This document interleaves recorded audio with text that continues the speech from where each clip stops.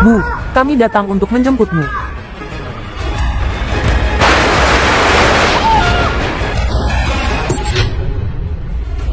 Wanita mana yang menyangka, dia hanya ingin berpura-pura mati, menipu suaminya, untuk bersama cinta pertamanya merayakan hari nasional.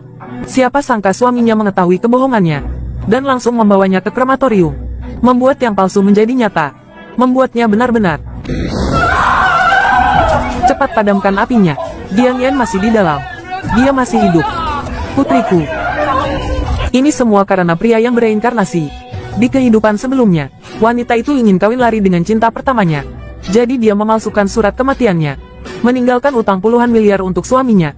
Dia ingin membawa uang itu dan melarikan diri dengan cinta pertamanya, menjalani kehidupan yang kaya. Saat pria itu sampai di rumah sakit, dia percaya itu benar, mengira istrinya benar-benar meninggal. Dia sangat sedih hingga pingsan di tempat. Saat dia sadar kembali, istrinya telah dikremasi. Dia bahkan belum sempat bersedih saat orang-orang dari organisasi pemberi pinjaman datang menagih utang. Saat itulah dia tahu, istrinya yang telah meninggal, memiliki hutang yang sangat besar. Pria itu butuh waktu 10 tahun untuk melunasi hutang istrinya. Hari ini, saat pria itu sedang memulung di kompleks perumahan mewah, dia melihat mendiang istrinya, duduk di dalam mobil mewah. Dia segera menghampiri dan menanyai istrinya. Wanita yang tidak tahu malu itu, melihat semuanya terbongkar, dia tidak menyembunyikannya lagi. Dia mengejek Kwok Fi hanyalah orang bodoh, yang tidak hanya membesarkan putra mereka, tetapi juga membantu mereka melunasi hutang puluhan miliar, membuat dia dan cinta pertamanya memiliki kehidupan yang bahagia. Sampai saat ini, pria itu baru tahu bahwa dia telah ditipu oleh istri dan anaknya.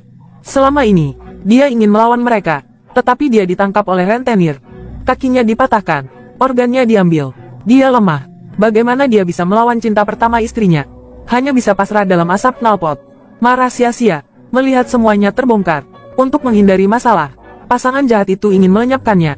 Saat pria itu sadar kembali, dia menyadari bahwa dia telah bereinkarnasi pada hari istrinya berpura-pura mati.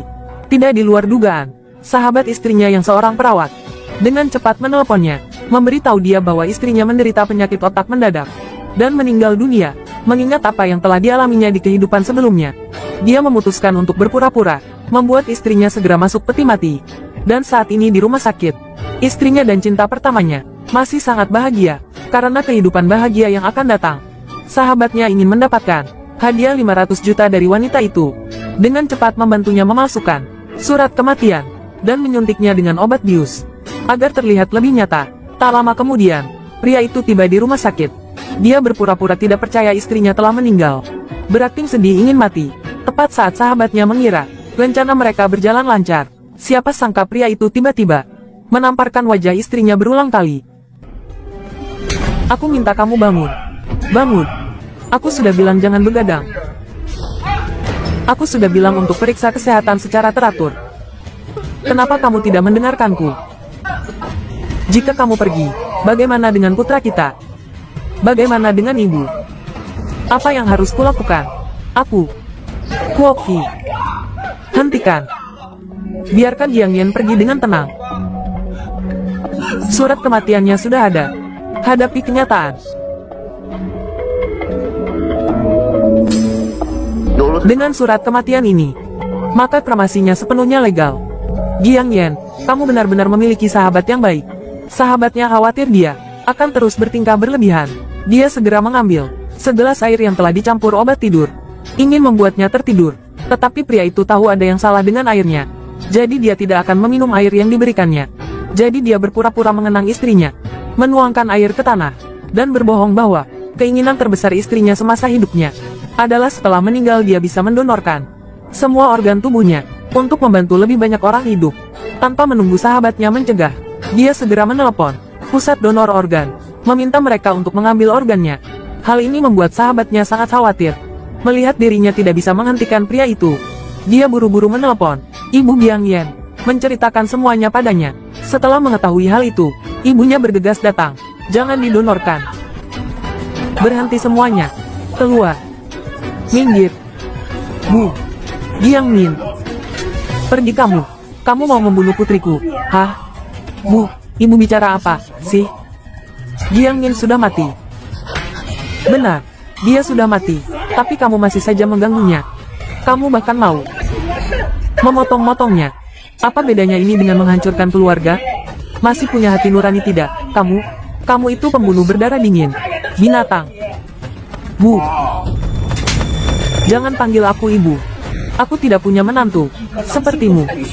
Aku akan lapor polisi, tangkap kamu, dan jebloskan kamu ke penjara. Mendonasikan organ setelah meninggal adalah keinginan Jiang Min. Omong kosong. Keinginan apa? Kenapa aku tidak tahu?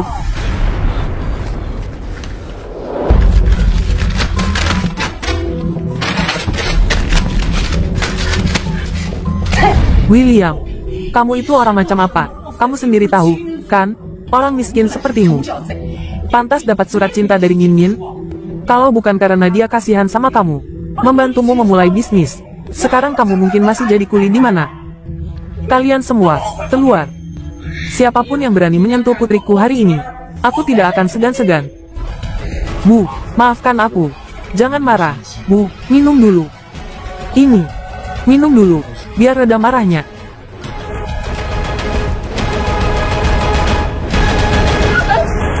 Gawat. Ada obat tidur di air itu. Sudah ku bilang, kalian berdua tidak cocok.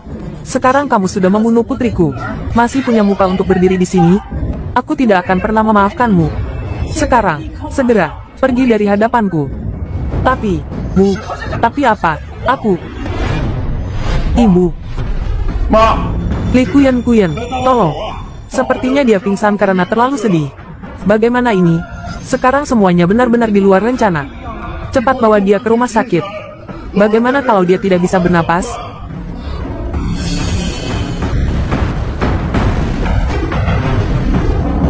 Hei, tunggu di sini. Jangan didonorkan organnya. Tenang saja, ibu mertua sudah bersuara. Mana berani aku berbuat macam-macam.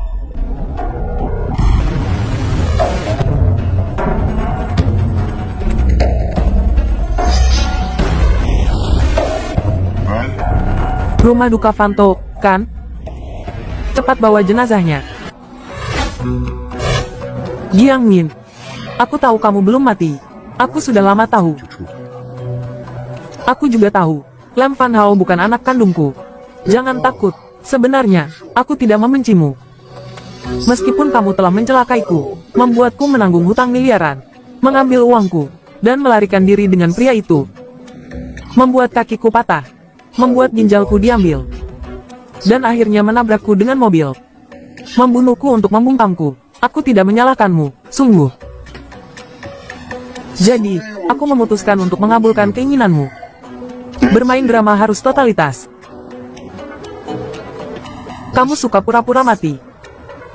Aku akan segera mengkremasimu. Jangan menangis. Aku tidak menyewa penata rias. Kalau luntur nanti tidak cantik. Nanti saja menangisnya, setelah masuk ke dalam tungku. Sebenarnya, aku sudah memberi kalian kesempatan. Kalau saja ibumu tidak menghalangi. Dokter bedah transplantasi, untuk menggoreskan pisaunya, pasti akan ketahuan kalau jantungmu masih berdetak kencang. Sayang sekali.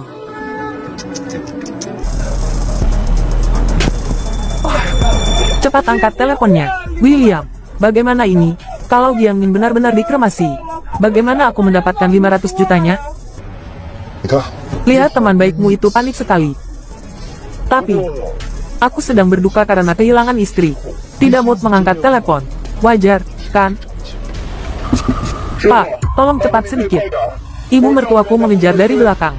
Dia memaksa untuk mendonorkan organ istriku. Istriku itu penakut orangnya.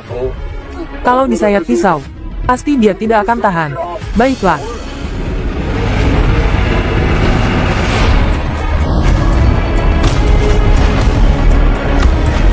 Jiang Min, ku berikan satu kalimat terakhir untukmu.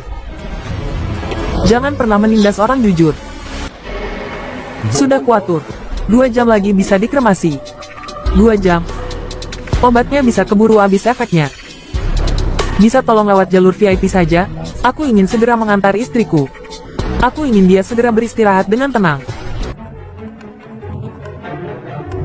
Ayah, kenapa ayah menjemputku hari ini? Bagaimana jika pria itu mengetahuinya? Tidak ada gunanya dia tahu. Nanti, kita akan menjadi keluarga resmi. Benarkah? Tentu saja.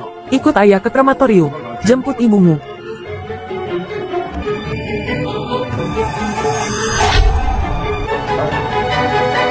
Biarkan aku. Aku ingin mengantar istriku sendiri di perjalanan terakhirnya. Baiklah, cepatlah. Jangan sampai ada yang melihat. Pertama, tekan tombol hijau untuk memasukkannya. Tombol merah untuk menyalakan api. Baik, terima kasih. Sayang, tenanglah dalam perjalananmu.